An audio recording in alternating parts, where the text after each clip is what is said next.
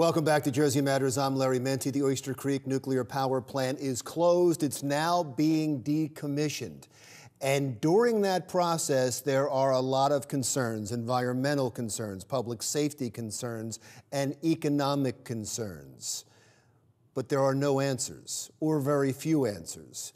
And so concerned citizens are worried. Two of them are here right now. Martyn and Paul Dressler are with the concerned citizens of Lacey Coalition because the nuclear power plant is in Lacey in Ocean County. Thank you both for being here. Let's start with some of the basics if we could.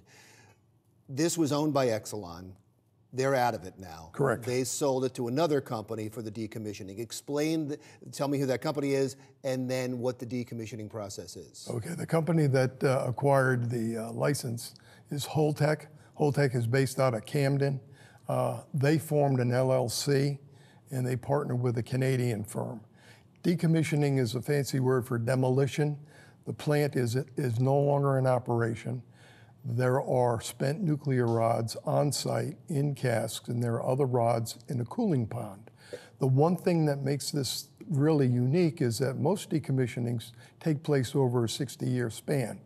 Holtec has got a new process. They believe they can do it in 10 years. Well, that should be a concern right there, right? I mean, if something that normally takes 60 years is going to take 10 years and you're dealing with nuclear rods, have they explained that? They've explained it somewhat, but our concern is, well, with the shortness of time, are they going to cut corners? And did you get answers? No, we've asked numbers of questions to the NRC as far as stuff. 100 to be exact, from September of last year through January of this year, and with no response.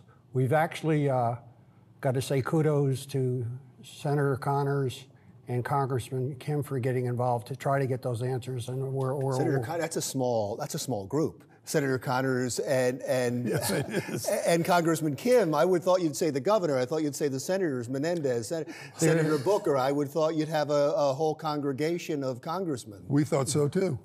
We have not gotten any answers to the requests that we sent to the governor or to the Attorney General. As a matter of fact, we have response from the Attorney General of Massachusetts in filing a contention, but nothing from our governor, the AG, or either senator. So you're being ignored by the governor's office and by both U.S. senators right now? They don't pay attention to us, that's correct.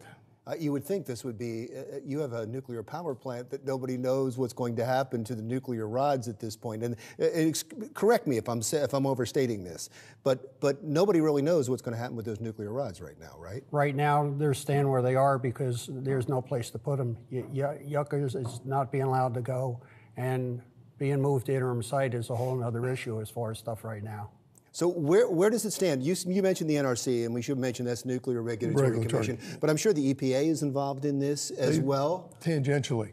If you think of silos, the government is a mess of silos, and each group does not talk to the other group. As a consequence, they're insulated. There's no interrelationship, no interdependencies among the groups. For example, the EPA states that when you change a nuclear asset, you must do an environmental impact study.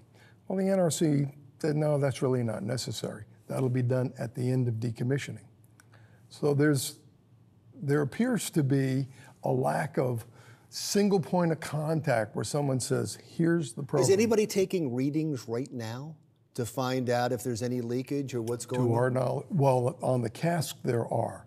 On the grounds, in regard to soil remediation, not to our knowledge. But on the grounds, they have a process for the casks that are in place, casks that are made by another company. They go in and they check them for leaks and cracks and things like that. I can't imagine the frustration that the citizens of Lacey must be feeling right now, because you had a plant that was around for almost 50 years, right? And that plant provided jobs, it provided taxes, and it was always kept safe. And I understand there was medicine given out just in case there was a leakage, and so you had communication. Now it's closing, and it may be the most dangerous time, and you're not able to get a hold of most people. You can't get a hold of the company, you can't get a hold of the NRC, you can't get a hold of the governor, you can't get a hold of them. You're part of the group of concerned citizens. Tell me how they're feeling. They're not feeling well, and one of the things we've asked for is best demonstrator practices as far as stuff like that. Explain what that is. And they actually say the best way, learn from your mistakes as far as stuff like that. They're supposed to have a meeting October 3rd, finally, as far as stuff based on the NEMA Act of January. They have to report to Congress and actually come up with best demonstrator practices. But so best demonstrator practices, just so people understand what you're talking about, is the way they're going to do this, right? Yeah. So to lay out for you, this is how this is going to happen. But part of the problem we're decommissioning now, they won't have the results and what it's going to be till 2020, 21. So we'll be 3 years into decommissioning. This act has been around since January of 2019. Why isn't it in place now? That's a concern we have as far as stuff like that. We'll be 3 years into the process from financially. There could be issues with the money could be half gone. Was it used properly as far as stuff? It's a $1 billion trust fund, right? There's a $1 billion trust fund for right now. Theoretically, right. And so you're concerned about that how that money is going to be spent. Best practices is something similar to ISO 9000, ISO 9001. Industry went through that 20 years ago. All you want to find out is how are you going to do things? What's the sequence of decommissioning? Who's responsible? What's the timeline? What's the associated cost with that activity? How many activities can be done in parallel? How many must be done in serial? And there's some of the simple questions. You've got a long list of questions, and I would think that the state, the federal government, and the company would be talking to you because you can end up being a problem for them. Well, you know what's ironic about that, Larry? If you look at what happens in industry, the best communication plan is not to be transparent. There has been no transparency.